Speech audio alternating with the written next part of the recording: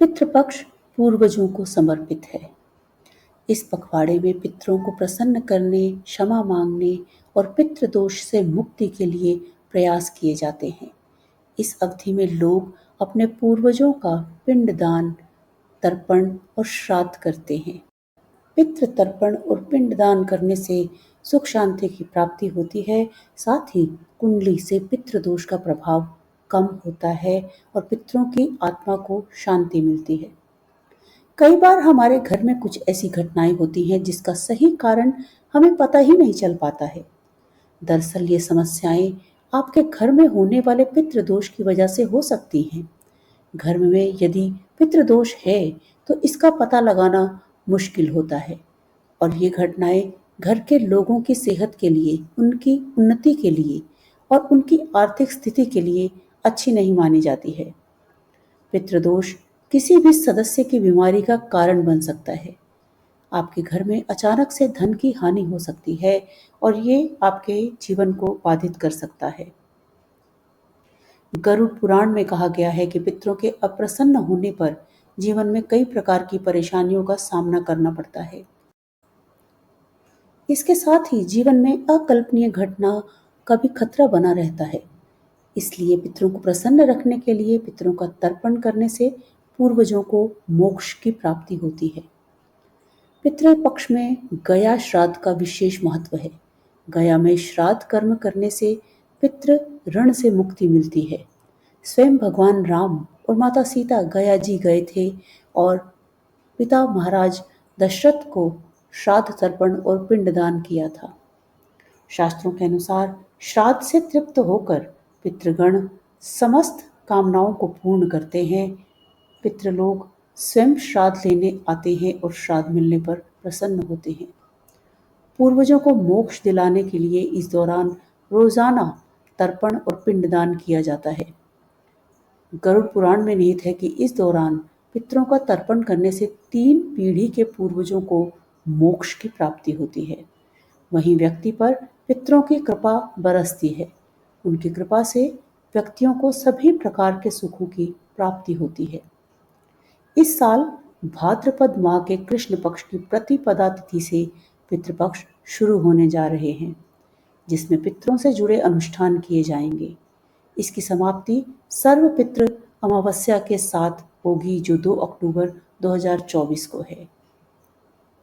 बहुत जरूरी है कि श्राद्ध, पिंडदान और तर्पण करते समय कुशा का उपयोग किया जाए, नहीं तो पितरों को शांति नहीं मिलती है।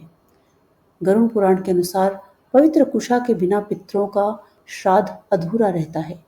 कुशा में ब्रह्मा, विष्णु और महेश का वास रहता है। श्राद्ध पूर्ण करने के लिए कुशा का उपयोग जरूर करें। यदि पितरों के श्राद्ध में कुशा की अंगूठी हाथ में पहनकर और कुशा के आसन का उपयोग नहीं किया तो श्राद्ध को पूर्ण नहीं माना जाता है। श्राद्ध के दिनों में पितरों के लिए भोजन, ग्रास और पूजा पाठ आदि में पवित्रता बनाए रखने के लिए तुलसी दल का प्रयोग करें। तुलसी को भोजन में मिलाने से उसमें पवित्रता आती है और पूजा पाठ के कार्यों में तुलसी का इस्तेमाल करने से हर प्रकार का दोष खत्म हो जाता है, जिससे श्राद्ध का संपूर्ण फल आपको प्राप्त होता है। जो लोग पितृदोष से परेशान हैं, उनके लिए भी यह समय बहुत खास होता है। मान्यताओं के अनुसार इस विशेष अवधि में पितृ धरती लोक में आकर सभी के कष्टों को दूर करते हैं। यदि आपके घर में पितृदोष है तो यह घर के दुर्भाग्य का कारण बनता है। ऐसी मान्यता है कि इस स्थिति में आपके पूर्वज आपसे नाराज होते हैं और ऐसे में पितृदोष निवारण मंत्र का जाप आपके जीवन में पितृदोष के नकारात्मक प्रभावों जैसे वित्तीय समस्याओं, स्वास्थ्य समस्याओं और रिश्तों में मनमुटाव जैसी समस्याओं को कम करने में मदद करते हैं।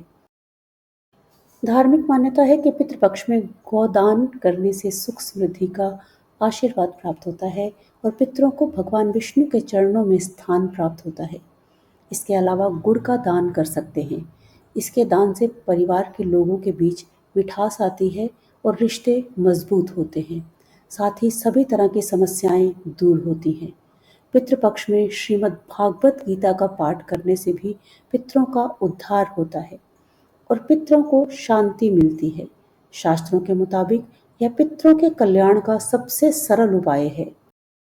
कुछ ऐसे मंत्र हैं जिनसे आपके घर के सभी दोषों को दूर करके घर में शांति बनाई जा सकती है और नाराज पितरों को प्रसन्न किया जा सकता है।